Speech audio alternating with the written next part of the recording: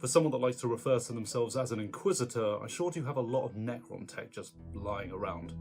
But don't worry, I have the official Christmas Party Inquisitor water bottle, so trust me, I'm one of you guys.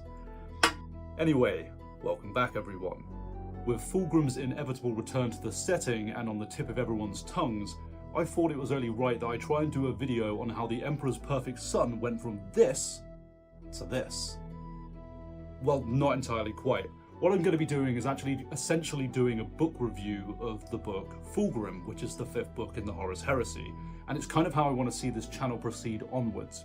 I basically just want to be reading through the entirety of the Horus Heresy because I do want to finish it and then make a video about it, which will help me kind of learn that lore and, you know, work on the things that I want to work on and I think are pretty cool. So if you like what I do and want to support the channel, you know what you have to do.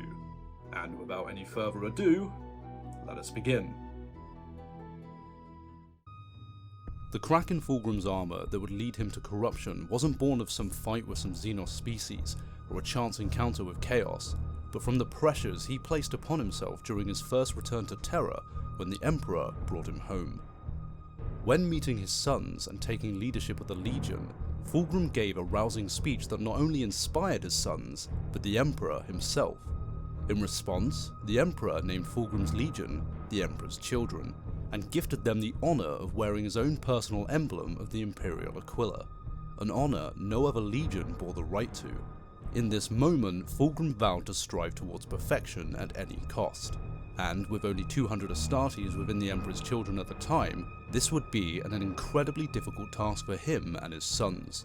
This policy of reaching perfection would rapidly become the very backbone of the Emperor's Children, pushing them to heights of greatness, but at the same time, crushing them under a self-inflicted pressure that would reveal a weakness Chaos happily took advantage of. So, put simply, Fulgrim's fall comes down to some serious daddy issues, as with all other traitor Primarchs really. However, these kind of daddy issues led to a galaxy-wide conflict rather than starting an OnlyFans. And let's be honest, if OnlyFans existed in 40k, Fulgrim would have at it. Now, with many failings born of pressure, everything on the surface can appear fine, even perfect, until it becomes too much. And though Primarchs are demigod-like beings, reaching far above many in the 40k setting, each of them succumbed to the major flaw of pride, none more so than Fulgrim. He was quick to anger when questioned by those he considered less than, even at his own sons, or would grow quickly upset when things did not go his way. So with Fulgrim's massive ego and self-inflicted pressure, the perfect son was out to prove a point. Enter the planet Laer, or Laeran, however it's said. A Xenos planet thought of by the Council of Terra to take up to 10 years to conquer. Fulgrim, however, wanted it done in a month. Though it isn't specifically stated, it was almost certainly very close. Fulgrim may be brimming with self-indulgent pride, but he certainly backs this up with his actions.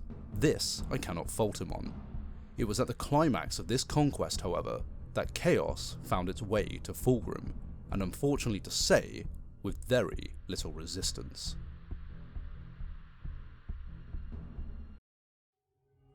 "There is power here," said Fulgrim, his voice sounding impossibly distant. "I can feel it."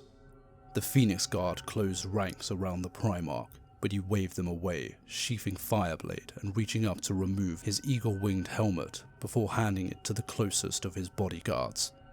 Though the Phoenix Guard retained their helmets, a great many other warriors reached up and followed their Primarch's example. Julius did likewise and released the catch on his gorget, lifting the close-fitting helm clear of his head. His skin was clammy with sweat, and he took a deep breath of air to clear his lungs of the stale, recycled oxygen of his armor. The air was hot and scented, a cloying musk drifting from the holes in the walls, and he was surprised to feel a little lightheaded. The darkness of the temple began to lift as they penetrated deeper, and Julius could hear what sounded like frantic music from up ahead, as though a million demented orchestras were playing a million different tunes at once. A flickering, multicolored glow pierced the gloom where Julius believed the source of the discordant music to lie. Even at this distance, Julius could feel the cold breath of air that spoke of a much larger space ahead, and he picked up his pace, marching in heavy, ponderous strides to draw level with his Primarch. As Julius entered the cavern, he felt as though a smothering blanket he had not known existed was suddenly pulled from his skull, and he clapped his hands to his ears as a cacophonous flood of sensations assaulted him with a surge of light and noise. Blazing light filled the immense space within the temple, leaping from wall to wall, and righteous noise echoed in a deafening thunder of sounds. Fantastical colours wheeled in the air, as though the light was somehow caught in a humid, aromatic smoke that snaked through the chamber. Monstrous statues of what Julius assumed were gods of the Laer ran around the circumference of the temple. Massive, bull-headed creatures with multiple arms and great horns curled from their skulls. Numerous barbed rings pierced their stone flesh, and each god's chest was sheathed in a layer of armor plate that left the right breast bare. Wild murals covered every centimetre of the walls, and Julius stiffened as he saw that hundreds of Laer writhing on the temple's floor, the horrid, dry susurration of their bodies the most hideous sound imaginable. He made to shout a warning, but there was no need, for the serpents' bodies were hideously intertwined in what looked like some form of grotesque sexual congress.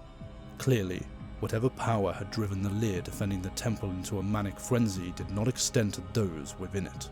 They sprawled in languorous repose, their glistening, multi-hued bodies pierced in the same manner as their statues, and their sluggish movements suggested the effects of a powerful narcotic.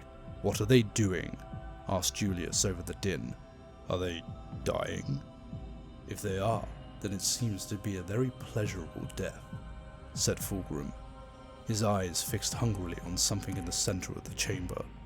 Julius followed his gaze, seeing that the slithering Laer surrounded a circular block of veined black stone. Embedded within was a tall sword with a gently curved blade. The handle was long and silver, its surface patterned like the scales of a snake, and its pommel was set with a winking purple stone that threw off dazzling reflections. "They were protecting this," said Fulgrim, his voice sounding distant and faint to Julius. His eyes stung with the smoke, and he could feel the beginnings of a powerful headache as the noise and light continued to batter at his senses. "No," whispered Julius, knowing, but not knowing how he knew, that the Laer had not offered praise in this temple, but had been in thrall to it. "This is not a place of worship. It is a place of dominance." Still holding the eagle-topped banner pole, Fulgrim walked into a mass of writhing Laer. His Phoenix Guard moved to follow him, but Fulgrim held them back. Julius tried to cry out to his Primarch that something was very wrong here, but the perfumed smoke seemed to rush to fill his lungs, and he could not draw breath to shout as a strident whisperer hissed in his ear. "Let him take me, Julius." The words slipped from his mind as soon as they were spoken, and he felt a strange numbness suffuse him, the tips of his fingers tingling pleasantly as he watched Fulgrim march through the sprawled Laer. With every step the Primarch took, the Laer parted before him, clearing a pathway towards the block of stone, and as he reached the sword, Julius recalled Fulgrim's words as they had entered the temple. There is a power here. He could feel a change in the air, a breath on the wind that howled around the temple's interior, a pulse in the living walls, and the cry of release as the blade sliced open an eyeball, the caress of silk across bare skin, the scream torn from the mouth of violated flesh, and the bliss of agony as it takes pleasure in its own mutilation. Julius cried out as sensations of horror and ecstasy filled his head. A delirious laughter echoed through the chamber, though none but he appeared to hear it. He looked up from his agony to see Fulgrim's fingers slip easily around the sword's handle. A sigh, like the ancient winds of the emptiest deserts, filled the chamber. Julius felt a tremor run through the temple, a shudder of release and fulfillment, as he watched Fulgrim draw the blade from the block of stone.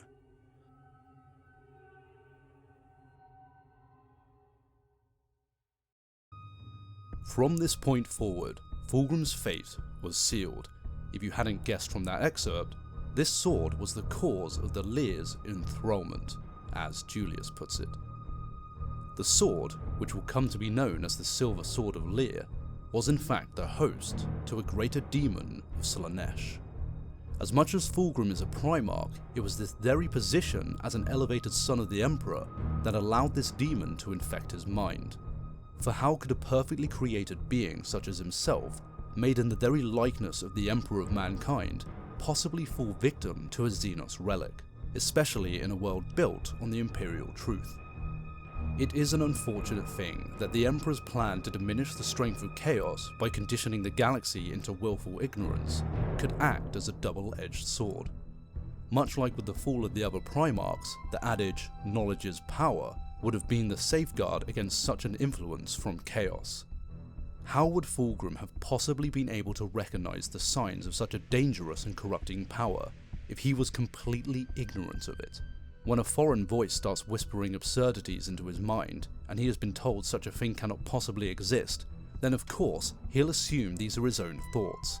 Thoughts of pressure and self-doubt are still possible in a Primarch's mind, especially with how momentous a task has been set before them.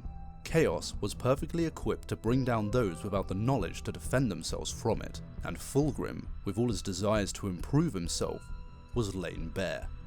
It's from this point that things start to unravel, and the cracks start to become more apparent. The voices in Fulgrim's head would only continue to get worse, no longer whispering self-indulgent affirmations to him, but now actively encouraging outbursts against those his old self held in the highest regard. Ferrus Manus, Fulgrim's closest brother and friend, seeks Fulgrim's aid in dealing with the human and Xenos coalition of the Diasporex. During this time, the two, with the aid of each of their first captains, came to the conclusion that the Diasporex had been fueling up at a nearby star in order to flee the system for good, and the plan to finally destroy them would be to target the fueling stations, forcing them to fight rather than flee, as they had done each time the Iron Hands had attempted to deal with them.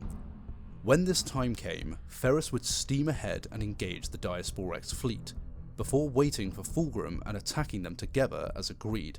This brought forward the opportunity for chaos to sink its fangs deeper into Fulgrim's pride, and further push him into a state of instability. In quick succession, the demon within the Sword of Laer would strike at the perfect Primarch's mind, chastising Ferrus with an intensity that would shock Fulgrim when he learned of his brother's impatience, and then shortly after by stoking the flames of jealousy against Captain Solomon Demeter, one of his favoured sons, for having taken the bridge of the Diasporex flagship before he could arrive, as well as once again poisoning his mind against the altruistic intentions of Ferrus Manus, for using his own ship to shield Fulgrim's ship as it made its intercepting run to said enemy flagship. Might I add that Fulgrim never really misses an opportunity for drama, and when he drops to his knees in defeat as the demon says all of this to him, I can only imagine he was one more disheartening comment away from pulling a Darth Vader in that very moment. Now, during this time of the Emperor's Children and the Iron Hands reunion, another significant set of scenarios were taking place.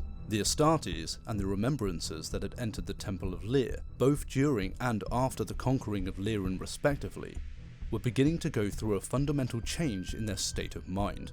For those that don't know, Remembrances are essentially a large group of artists and journalists that the Emperor coupled with the Great Crusade in order to catalogue everything. This change was compelling them to seek more and more extreme methods of which to feel, well, anything.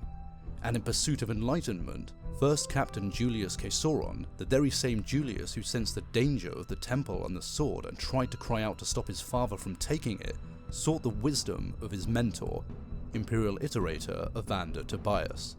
Tobias suggests he read the works of Cornelius Blake, a priest of sorts, who essentially espoused the concept of living a life of excess, suggesting that those who could not were simply not strong enough to do so.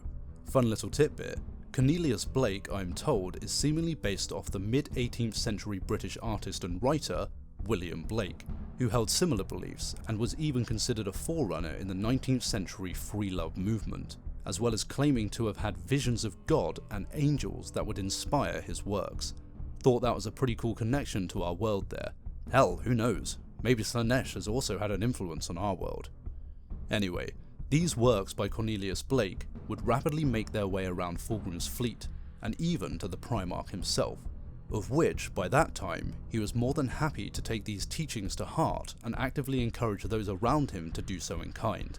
If there was anything that was going to push these Slaanesh-influenced minds into a deeper level of depravity, the works of a human from ancient terror became an effective means of justification for reaching new heights of perfection. It's often talked about that the Emperor had a great plan, and every move he makes had been calculated, but not often talked about enough that Chaos may have been planning for just as long, with just as many layers. Chaos chose their champions well. I wouldn't be completely surprised if it wasn't just coincidence that led Fulgrim to Liren. Ostian is another interesting human character that comes up quite frequently in the book, and his role, I believe, is to be a mirror that is held up in reflection of Fulgrim. While Fulgrim has of course been born into a world of hardships, his genetic modifications, connection to the Emperor and possible Warp God's soul buff has elevated him to a level that your average human could not even hope to achieve. Even a human elevated to the ranks of Astartes doesn't come close. Fulgrim's level of achievement has marked him as one of the greatest creators in all of mankind, producing works of art that can bring those who view it to their knees, forging weapons and armour so masterfully crafted that they become relics for millennia. Even to look upon him is considered by many to be a privilege to witness such beauty. What Fulgrim brings into the galaxy are pure works of genius and talent, and though Fulgrim readily accepts this, he cannot help but look at his own work and see fault in it. As I've said before, Fulgrim is troubled by the pressures he has placed upon himself to reach perfection, but that isn't what he is missing here. Ostian is the answer to that riddle. Ostian is a sculptor who is widely considered the greatest to have ever lived. He is called a genius by many, however is generally humble enough to dismiss such compliments, and even shows quiet disdain towards such notions. One of my favourite moments in the book is when the painter Serena angrily dismisses Ostian's art as the work of natural talent, and that he couldn't possibly understand what it's like to struggle in the pursuit of greatness.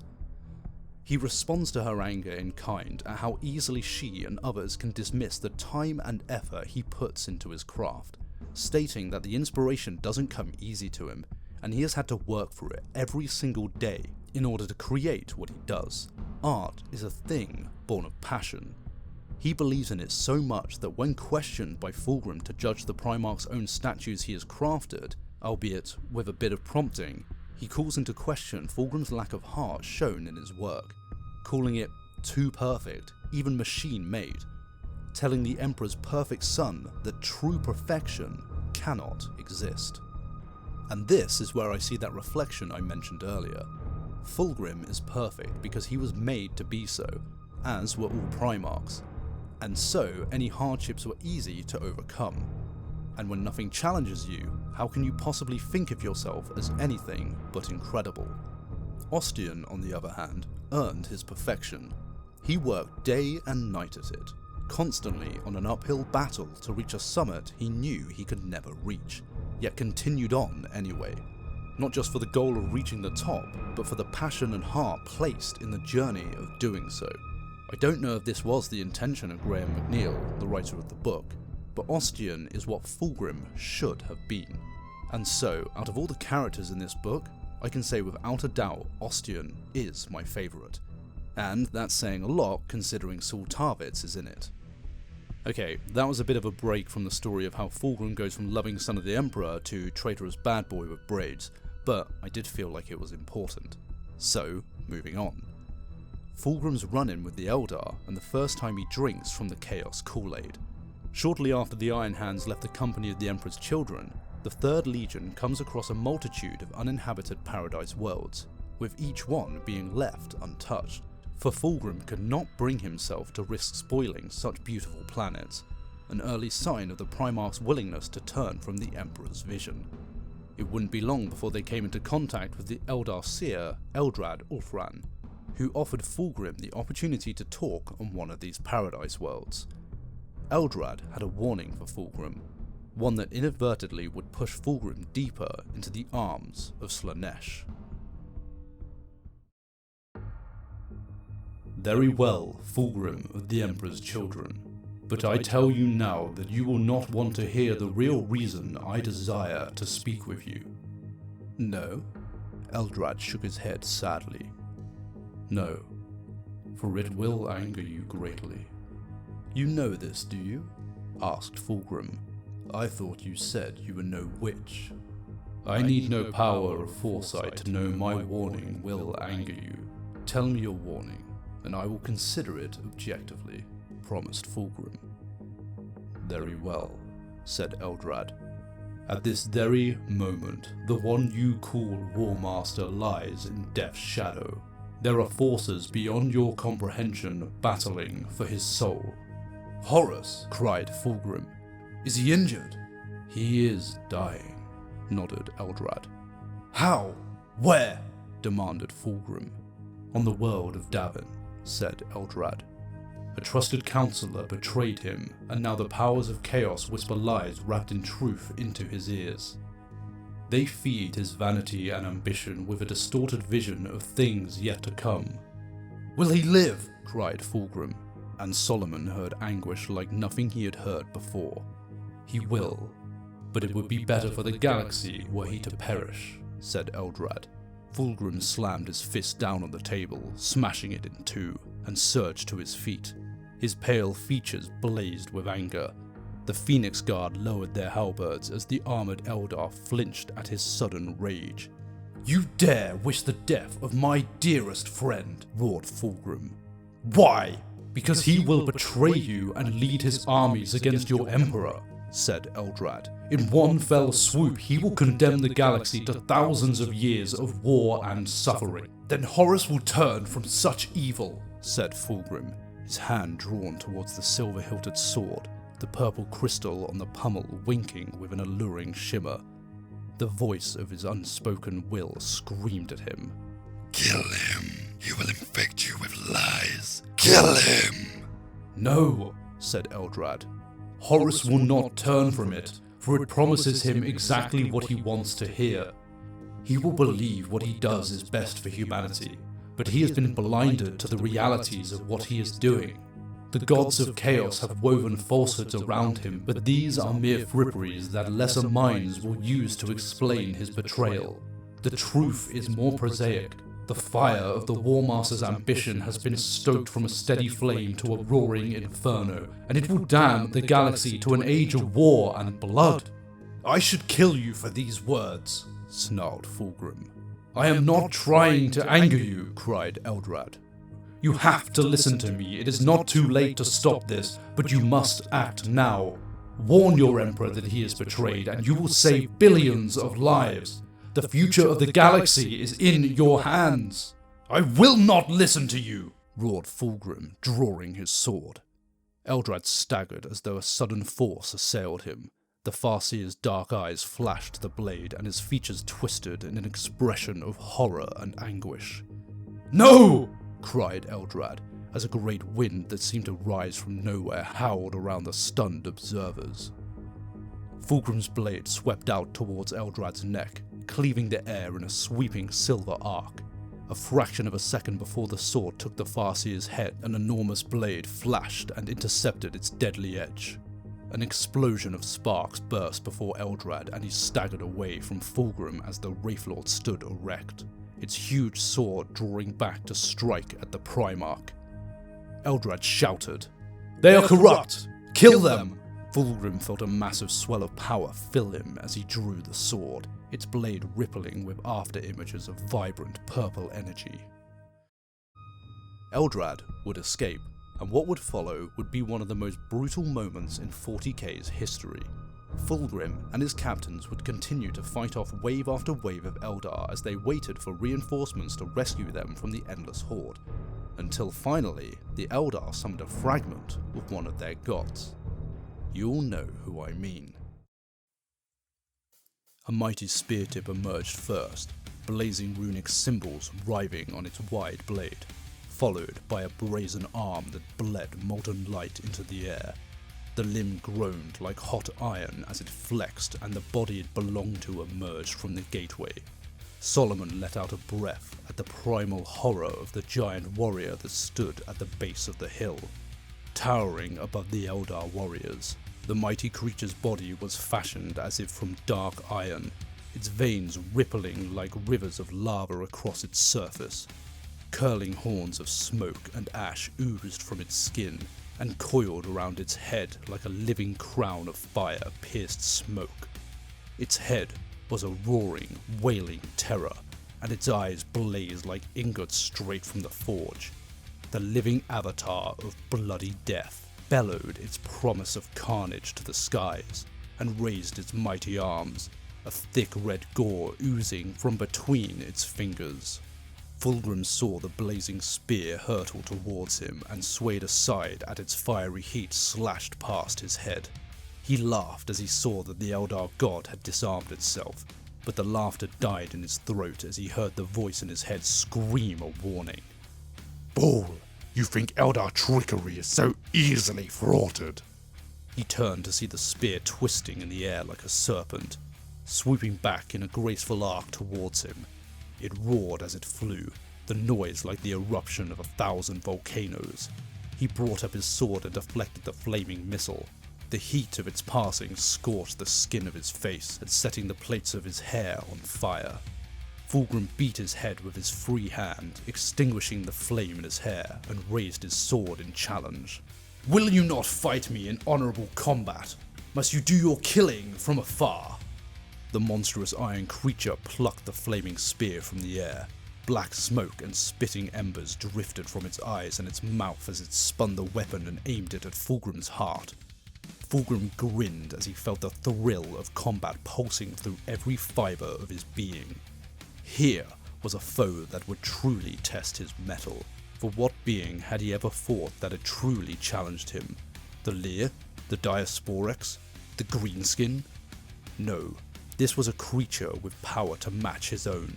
A terrible god-like being that bore the heart of its fading race within its iron breast. It would not be baited or riled with petty insults. It was a warrior creature with one purpose and one purpose alone. To kill. Such a one-dimensional aspect made Fulgrim sick. For what was life and death but a series of sensations to be experienced one after another? Without sensation, what was life? A wild exultation filled him, and his senses seemed to rise to the surface of his skin. He felt every tiny gust of wind as it wound past his body. The heat of the creature before him, the coolness of the planet's atmosphere and the softness of the grass beneath him. He was truly alive, and at the height of his power. "Come on then," snarled Fulgrim. "Come on and die." The two beings leapt toward each other, Fulgrim's sword slashing down to meet the mighty creature's blade, which he now saw resembled a great sword, where once it had been a spear. Both blades met with a tearing shriek that echoed in realms beyond those of the five senses and an explosion of unlight that left those who saw it blinded. The roaring Eldar god recovered first and its molten sword arced for Fulgrim's head. He ducked and slammed his fist into the midriff, feeling the hard impact of iron and the blistering heat that seared the skin from his knuckles. Fulgrim laughed with the pain and raised his sword to block a murderous slash towards his groin. The Eldar god attacked with wild, atavistic fury, its blows driven by racial hatred and the ferocious joy of unbound emotion. Flames wreathed its body, and dark tendrils of smoke enveloped the two combatants as they struggled. Silver sword and fiery blade sparked and clanged as they traded blows, neither able to penetrate the other's defenses. Fulgrim felt his anger at this blazing monstrosity surge in his veins. Its inability to do more than simply fight and kill offended his refined sensibilities. Where was its appreciation of art and culture, beauty and grace? Such a thing did not deserve the boon of existence, and his limbs filled with renewed strength, as though a newfound power flowed from his sword arm and into his flesh. He could hear the sounds of battle all around him. Bolter fire, cries of pain, wickering razor discs from alien weapons, and howling screams, like the cries of the banshees of legend. He paid them no heed, too focused on his own fight to the death. His sword pulsed with a silver glow, streams of light and power rippling through its length as he swung it. Every strike delivered with a roar of ecstasy. The gleam of purple light from the pummel stone was strong, and he could see that the fiery gaze of his foe's eyes were ever drawn to it. A wild idea took root in his mind, and though a powerful surge of denial washed through him at the fort, he knew that it was the only way to defeat his enemy quickly. He stepped in close to the flaming Eldar god and hurled his sword high into the air. Instantly, its burning gaze snapped upwards, the coals of its eyes homing in on the spinning blade. It drew back its arm to hurl its spear at the sword, but before it could throw, Fulgrim leapt toward it and delivered a thunderous right hook to its face. Every ounce of his power and rage powered the blow, and he let loose a bellowing cry of hate as he struck. Metal buckled and an eruption of red light exploded from the Eldar monster's head. Fulgrim's fist hammered through its helmet and into the molten core of its skull, and he cried out in agony and pleasure as he felt the blow smash from the back of his head. The wounded creature staggered, its head a twisted ruin of metal and flame. Spears of red light streamed from its helmet, and the molten rivers of its blood blazed like phosphor against its iron skin. Fulgrim felt the pain of his maimed hand, but savagely suppressed it as he stepped in again and wrapped his hands around its neck. The heat of its molten skin seared his flesh, but Fulgrim was oblivious to the pain, too intent on his foe's destruction. Plumes of red light streamed from the Eldar god's face, the sound like a manifestation of the combined rage and heart of its creator. An age of regret and lust flowed from the creature, and Fulgrim felt the aching sadness of the necessity of its existence pour into him even as it poured out of the dying monster. His hands blackened as he crushed the life from his enemy, the metal cracking with the sound of a dying soul. Fulgrim forced the creature to its knees, laughing insanely as the pain of his wounds vied with the powerful elation he felt in crushing the life from another being with his own bare hands, and watching as the life fled from its eyes. The sound of a great and terrible thunder built, and Fulgrim looked up from his murder to see a graceful bird of fire carve its way through the heavens. He released his hold on the dying Eldar creature and punched the heavens as the firebird streaked overhead, followed by a host of stormbirds and thunderhawks. Fulgrim returned his gaze to his defeated foe as whipping light and noise pours from it in the nuclear fire blazing at the heart of a star. The light of the creature's death flared and its body exploded in a thunder of hot iron and molten metal. Fulgrim was hurled through the air by the screaming explosion, and he felt the touch of its power sear his armor and skin. The released essence of a god surrounded him. He saw a swirling cosmos of stars, the death of a race and the birth of a bright new god, a dark prince of pleasure and pain, a name formed from the raw sound of ages past, a bloody scream of birth and a wordless shout of unbound sensations building into a mighty roar that was a name and a concept all at once. Slanesh, Slanesh, Slanesh, Slanesh, Slanesh, Slanesh, Slanesh, Slanesh, Slanesh. Even as the name formed, Fulgrim slammed into the ground and laughed as the Emperor's children descended to Taurus on wings of fire. He lay still, broken and burnt, but alive. Oh, how he was alive. That's right. Fulgrim not only sucker punched an avatar of Cain, but he then proceeded to strangle the life out of it. I'm not going to question how he's able to strangle something that very likely doesn't need to breathe, as far as I'm concerned, this moment had one purpose and one purpose only: to be fucking awesome. Now, as awesome as Fulgrim was becoming, he was equally becoming more and more unhinged. He would act increasingly erratic, snapping at his sons and locking himself away for extended periods of time. The whispers from the Sword of Laer were becoming outright conversations, and he no longer questioned the sanity of this. The Council of Terror had growing concerns on the actions of Horus, and had chosen Fulgrim to approach the War Master and question him. This meeting with the Administrator was held while Fulgrim parades around the room wearing only a loincloth and waving his new sword around. And, as much as I can't blame Fulgrim for wanting to spend his days playing with a sword in his underwear, it amazes me that Administrator Ormond Braxton didn't consider this a red flag. The demon within the Sword of Laer would use Fulgrim's conflicting emotions at having to hold his brother Horus accountable in order to push him further into despair. The words of the Eldar had not left his mind, and this meeting with Ormond Braxton had begun to make Eldrad's warning ring true. The unknown demon began to argue in defense of Horus, and making Fulgrim question the very nature of the Emperor. The demon even begins to speak in the same effect as the words of Cornelius Blake. As I mentioned before, the writings had made their rounds around the Emperor's children, being taken to heart by many of them, Fulgrim himself included. The encouragement of the pursuit of one's desires being a much easier pill to swallow when coming from a familiar source.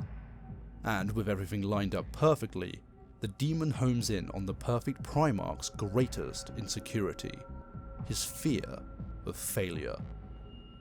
Fulgrim's fleet would soon approach Horus's as it hung above the Oretian technocracy's capital world. Notably, he bore no weapon as he commanded the bridge of his flagship. His thoughts seemed clearer, and it occurred to him that were he to open fire before Horus was even aware of his presence, if what the Eldar had told him was true, he could end Horus's rebellion before it even began. Now, enter one of the top contenders for the most hated character in Warhammer 40k, Eidolon. This egotistical bastard appears out of nowhere with the silver sword of Laer and hands it to his father, once again snapping Fulgrim back into the thrall of chaos. Get fucked, Eidolon. Arriving on the Vengeful Spirit, Fulgrim would converse privately with both Horus and Erebus, widely believed to be the first place holder of the most hated character in 40k. And for 3 straight days, they discussed the events that took place on Davin, of Horus's close encounter with death, how his sons had brought him to the Temple of Serpents and the ruinous powers had revealed the Emperor's plan for his ascension to godhood, and the discarding of his Primarch sons.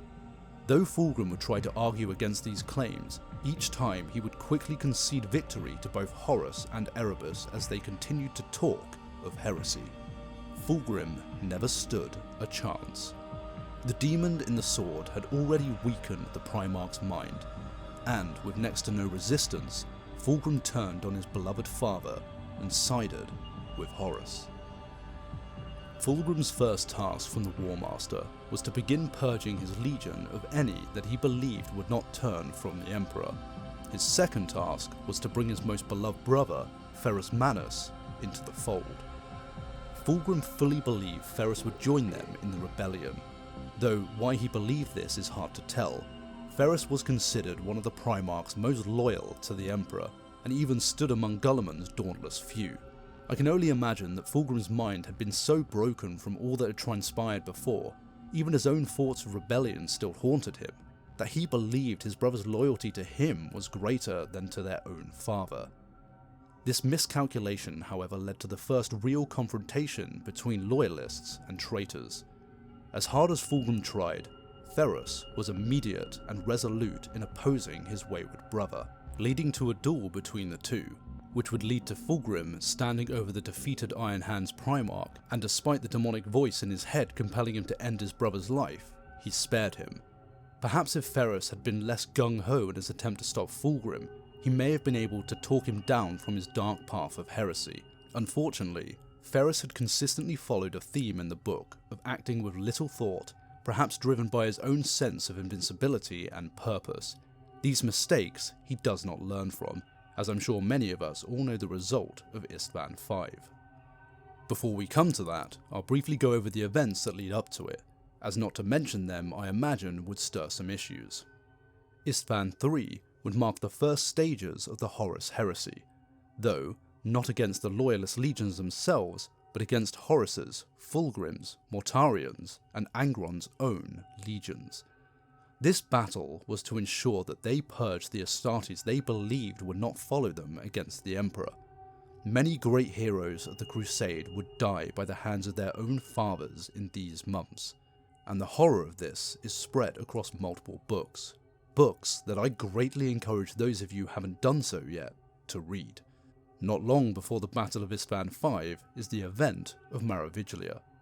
This saw the accumulation of the efforts of the remembrances that visited the Temple of Laer and their obsession to replicate it and the music they heard that day, all coming together into a concert of such vulgarity and debauchery that those who did not become enthralled to it tried to leave, and those enraptured by it were either, in the case of the humans, entwined in acts of bodily pleasure, and in the Astartes' case, expressing emotion in the only way they knew how, by killing those around them. The music would twist and deform many of the Astartes present, unhinging their jaws to lengths beyond the natural, and enrapturing them in the ear-splitting sound that came from the singers present on stage. Some of the performers twisted and convulsed, exploding into demons that would slaughter those remaining on stage, and in desperation, the Astartes clambered on stage and tried to replicate the music that was now gone to them, and so birthed the very first Noise Marines, the most metal minis to have ever graced tabletop gaming. And now, Istvan V. The Iron Hands, Salamanders, and Raven Guard were to launch an assault on Horus's base on Istvan V. Following behind them were the Night Lords, Word Bearers, Iron Warriors, and Alpha Legion. Unknown to them was that they had already turned from the Emperor and joined the Horus Heresy. But this video is about Fulgrim's fall to chaos, and so that is where the focus shall stay. Fulgrim, knowing that Ferrus would come for him, awaited his brother's steady approach through the battlefield. Both brothers determined to finish what had been left undone.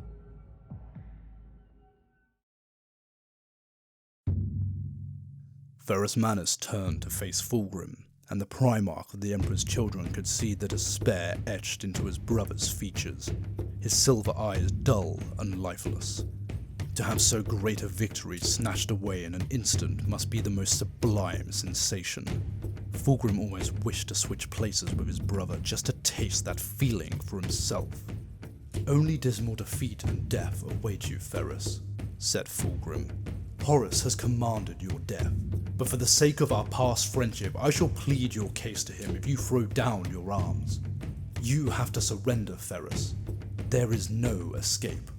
Ferrus Manus tore his eyes from the slaughter of the loyalist forces, his teeth bared with the volcanic fury of his homeworld.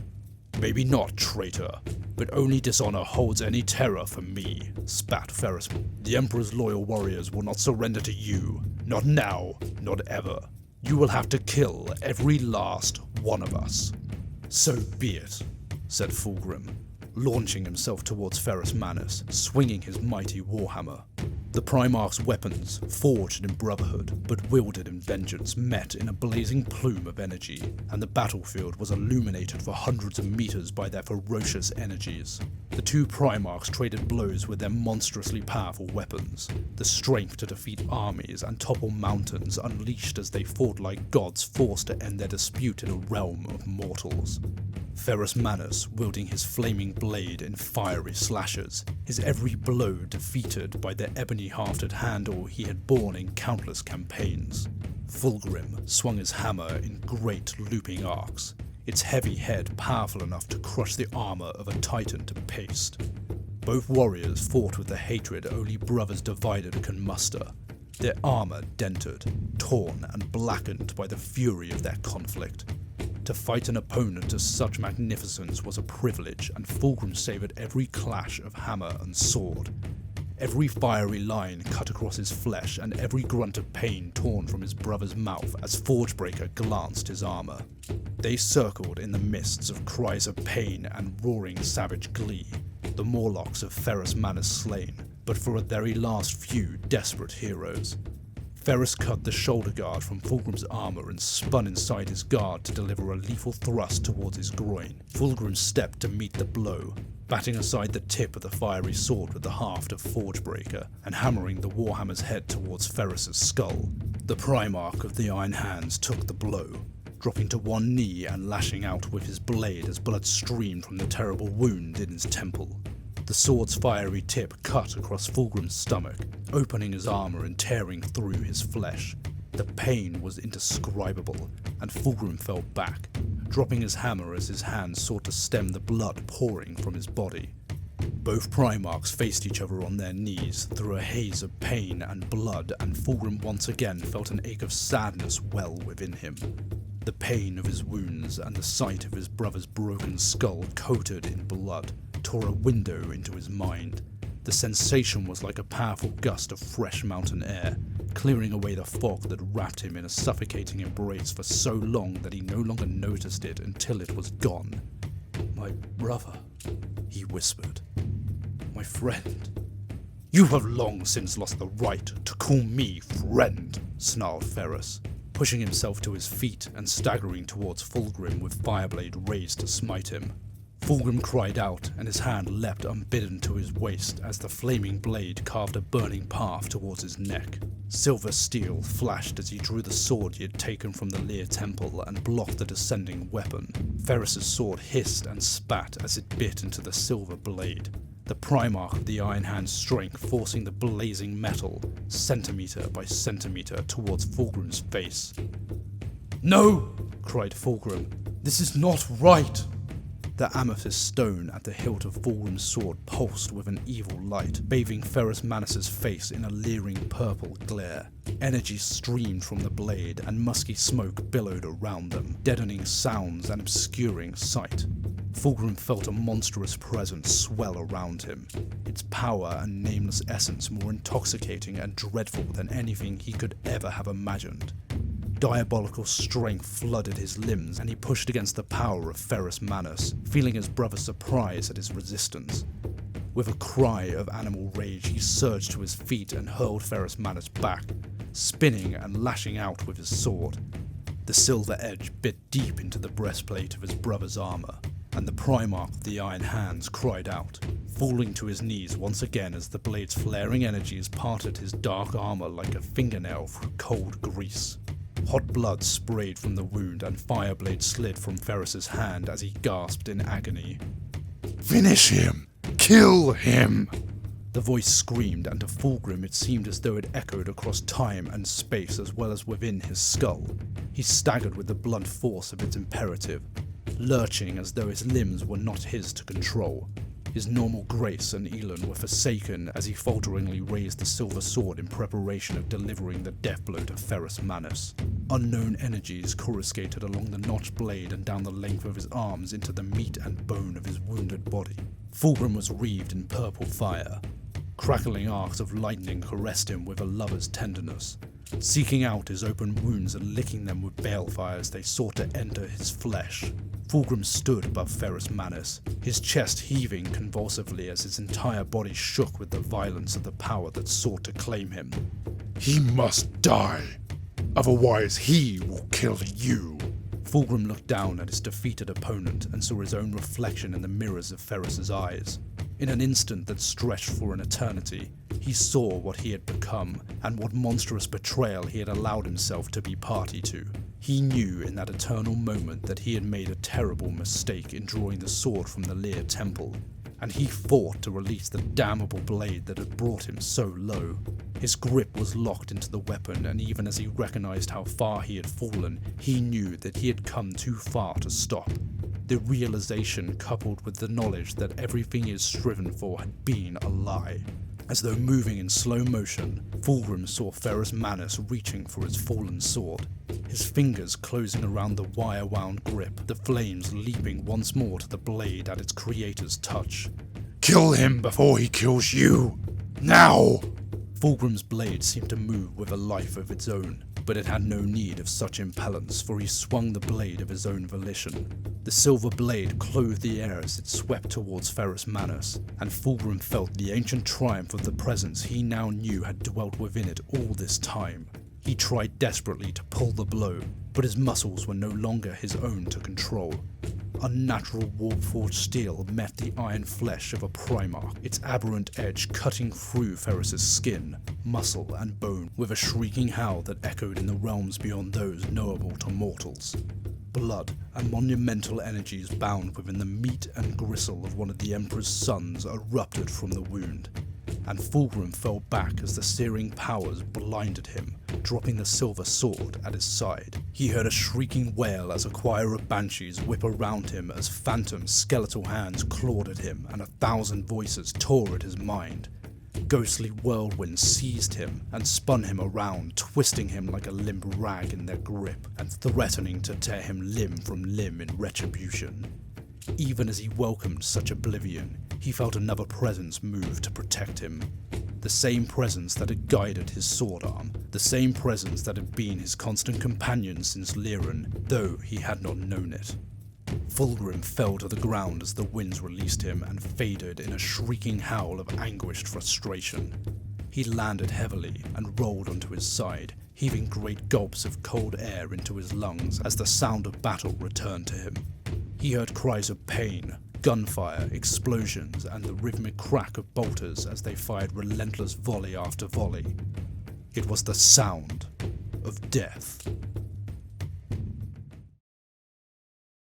In that moment, the main thing that I can take away from it is that Fulgrim saw his issues, he saw his failures, and he didn't want to kill Ferrus.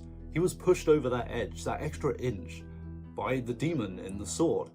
And then that demon and chaos did exactly what it does to everyone. It gaslit the shit out of him. This book honours Fulgrim in a way that I don't think many other books can. It doesn't necessarily show him as a sympathetic character, but it shows him as a flawed character. A character that just keeps making these extra little mistakes that some of them he didn't really have any choice in. I mean, how many of you can say that if you saw an awesome sword on a pedestal, you wouldn't pick it up? Or if some random guy in a dress started telling you that your brother was about to kill your father, you wouldn't get a little bit angry. This book shows Fulgrim as the victim he really is. Yes, he makes a lot of mistakes, he is absolutely flawed, but if things had just turned out a little bit different, he may have been one of the greatest allies to the Emperor. In such a short amount of time, he was able to conquer a planet that was meant to take 10 years to conquer. He was trying to make negotiations with the Eldar, a Xenos race, something at the time that was controversial, but now Gulliman is somewhat praised for it, mainly by the fan base, not necessarily within the universe. He sucker punched an avatar of Cain and then strangled the goddamn life out of it. And not just beating an avatar of Cain, but he beats Ferrus Manus twice. This guy is praised among Primarchs. In this book, it doesn't really show him as being anything special. In fact, it makes him look like a moron, but it's still, it's an impressive feat. With Fulgrim returning back to the setting, I do have my fingers crossed for a Lion versus Fulgrim fight. Now, I know that we've just had the Lion versus Angron and he curve stomps the shit out of him. However, Fulgrim is one of the best fighters among the Primarchs, and so is the Lion, so we will be cheated if we don't get something like that. Maybe it won't happen immediately, but it's something that I really am gunning for. And in this case, I do hope the Lion wins. He is a badass, and Fulgrim has done much in this time since to prove that he doesn't deserve our sympathy and doesn't really deserve redemption. However, he could be redeemed. Anything can happen in the 40k setting, it's why it's so awesome.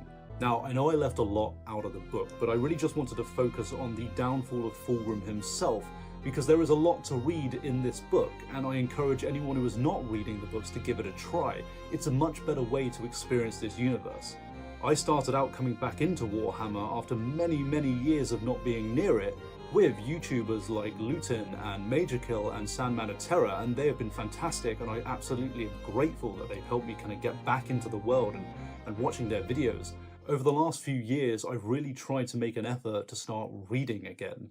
As before, my way of consuming Warhammer content was just listening to videos as I gamed or exercised or drove to work. And the level of entry is extremely low. They're not as expensive as the tabletop side of gaming, which is incredible, and I am trying to become a better painter. Check my Instagram out if you want to see me try and paint my Blood Ravens. And YouTube is still a really great way to consume this content, and obviously I would be an idiot if I said don't watch YouTube videos, because I am trying to make a YouTube channel about the lore and 40k and helping people get into the thing that I've really fallen back in love with. And I really hope you guys like what I'm trying to do with the channel. I think it's going to be really cool just to go through the Horus Heresy, and this is a way to keep myself accountable and to sit down and read and then study it and talk about it more and talk about these interesting characters in the moment rather than this whole encompassing moment from the books, you know, and it leaves enough room that then you guys can go out there and go, well, I will read those books, I'll give it a try myself, because, you know, it's worth it. Anyway, if you like what I do and you want to support this channel and see it grow and see me make more videos like this, then you know what to do. Like, comment, subscribe, share the video. There's a Patreon if you want to try and contribute to that. I want to make this more interesting. One thing I'd really love to do is, if I can afford it, is hire artists to draw out the scenes that I'm trying to voice act. Bring them more to life, you know. So, yeah. Thank you guys for watching, and ta for now. I turned this on way too late.